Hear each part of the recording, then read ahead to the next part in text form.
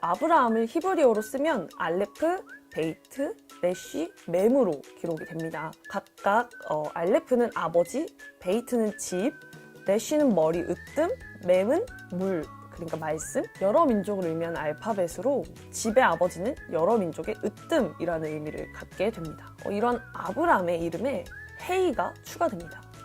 헤이는 숨, 호흡과 함께 계시의 의미도 갖고 있는 알파벳입니다. 그러니까 헤이가 생명이 없는 곳에 생명을 불어넣으시고 빛이 없는 곳에 빛을 비추시는 살려주는 영을 의미한다고 말씀을 드렸는데요. 계시는 감추인 것을 드러나게 하고 어둠의 빛을 비추는 것을 의미합니다. 그렇기 때문에 이 헤이에 자연스럽게 계시의 의미가 담겨 있다는 것을 알 수 있으시겠죠? 이렇게 헤이가 추가된 아브라함은 집의 아버지는 여러 민족에게 계시의 으뜸이라는 뜻을 가지게 됩니다. 사라, 그러니까 사레는 쉰, 레쉬, 유드로 구성이 되어 있는데요. 쉰은 살아계신 하나님의 삼키는 불을 의미하고, 레쉬는 아까 말씀드렸듯이 머리, 으뜸, 그리고 유드는 손과 행위를 의미하는 알파벳입니다.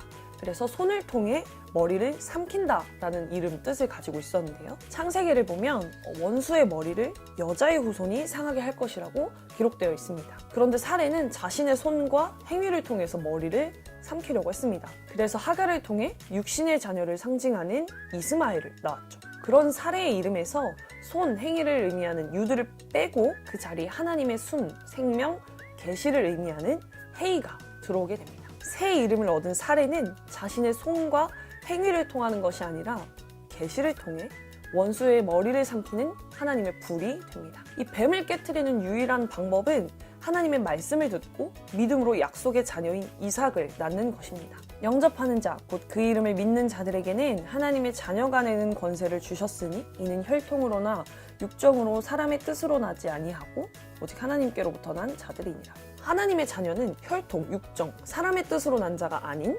하나님께로부터 난 자들입니다. 이 간교한 뱀은 대놓고 못되고 끔찍한 것들을 우리에게 권하지 않습니다. 아담과 하와에게 먹음직도 하고 보암직도 하고 지혜롭게 할 만큼 탐스러운 선악과를 권한 것처럼 사람이 보기에 아름다운 지혜와 감각을 의지하라고 끊임없이 말합니다. 하나님의 말씀, 계시가 없던 사레도 사람의 지혜로 육적인 자손 이스마엘을 얻었습니다. 그러나 이 육적인 자손 이스마엘은 절대 뱀의 머리를 상하게 할 수 없습니다. 하나님이 말씀하신 뱀의 머리를 상하게 하는 유일한 길은 육적인 자손이 아닌 약속의 자녀가 곧 여자의 후손만이 그 머리를 상하게 할 수 있기 때문입니다. 바로 하나님의 지혜이신 예수 그리스도를 통해서만 가능한 것이죠. 이 지혜는 이 세상 통치자들은 한 사람도 알지 못했던, 그러니까 듣도 보도 못한 것이었고 심지어 미련해 보이기까지 했습니다. 그러나 하나님의 어리석음은 사람보다 지혜롭고 하나님의 약하심은 사람보다 강합니다. 약해 보이고 미련해 보였던 예수님의 낮아지심, 그러니까 곧 십자가의 죽으심은 결국 원수의 머리를 깨트리게 됩니다. 우리는 혈과 육이 아닌 헤이로 싸워야 합니다.